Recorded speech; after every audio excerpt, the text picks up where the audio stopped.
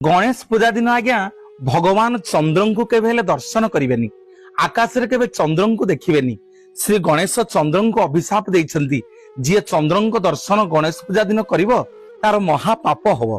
चंद्र दिने गणेशंकर ये विकटाल रूप हाथीर थोड़ पहाड़ हाथी भलिया कान एक दंत एभली रूप को देखि थरे हसी देले। ब्रह्मा उपरे थरे रागी जाइथिले श्री गणेश। ब्रह्मा और शंकर भगवान आज्ञा कैलाश पर्वत रे बसिचंती। नारद नेकिरी गोटे फलटीए उपहार देले शिवं को। कार्तिक आउ गणेश भितर प्रतियोगिता लागिला। ब्रह्मा किंतु कहीदेले ये फलटी कार्तिक को दिया जाऊ। गणेश क्रोध करिकरी ब्रह्मा जमिति तांग सृष्टि सर्जना आरंभ कले। जेते सृष्टि सर्जना करुछंती सबु कार्य रे विघ्न सृष्टि कले प्रभु गणेश।